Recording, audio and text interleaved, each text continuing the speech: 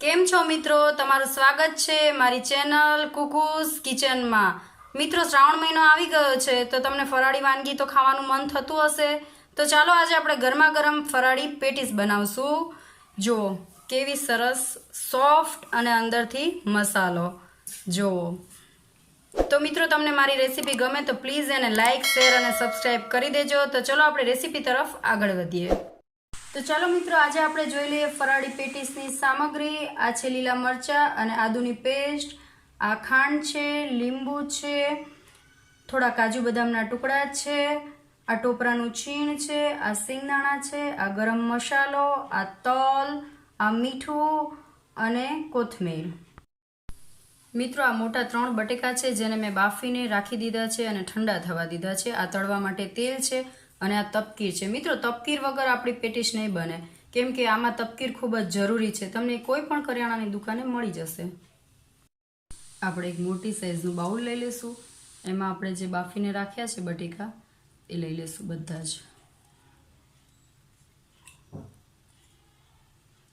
અને હવે આપણે એને સ્મેચ કરી લઈશું।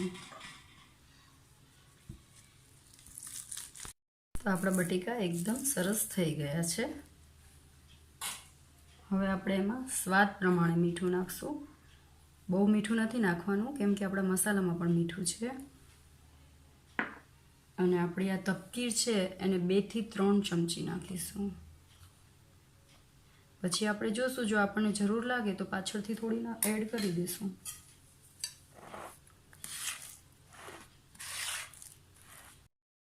તો જો મિત્રો સરસ આપણું આ લોટ જેવું રેડી થઈ ગયું છે, બટેકા અને તપકીરનું મિશ્રણ।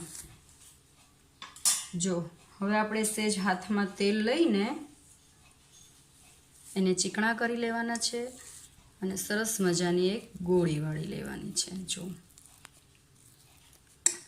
જો હવે આની થેપલી કરી લેવાની છે સરસ રીતે, આ રીતે એની થેપલી બનાવવાની છે। અને આપણો જે મસાલો છે એ થોડું એડ કરશું અંદર,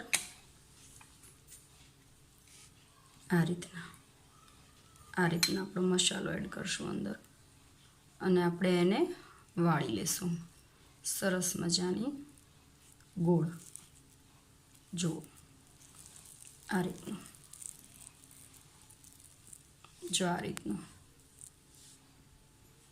આપણી બધી જ પેટીસ આ રીતની રેડી છે। તો આપણે સાઈડમાં એક તપકીરનો લોટ લેશું અને એમાં આપણી બધી જ પેટીસને આ રીતના ફેરવી લેશું, આ રીતના જો આ રીતના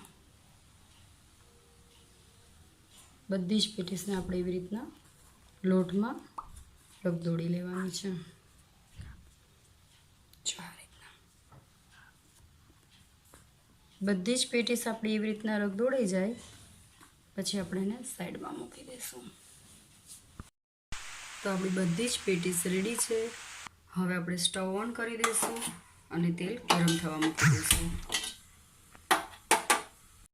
તો મિત્રો આપણું તેલ આવી ગયું છે, ગરમ થઈ ગયું છે।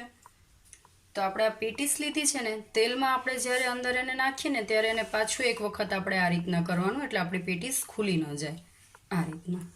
હવે ધીમેથી મૂકવાનું છે કેમ કે પેટીસ છે ને મોટી હોય છે એટલે તમારી ઉપર તેલના છાંટા ના ઉડે એ ધ્યાન રાખવાનું।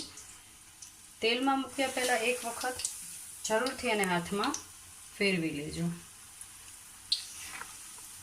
જો આ રીતના આપણે બધી જ પેટીસ અંદર એડ કરી દઈશું અને એકદમ મીડિયમ ફ્લેમ રાખવાની છે ગેસની।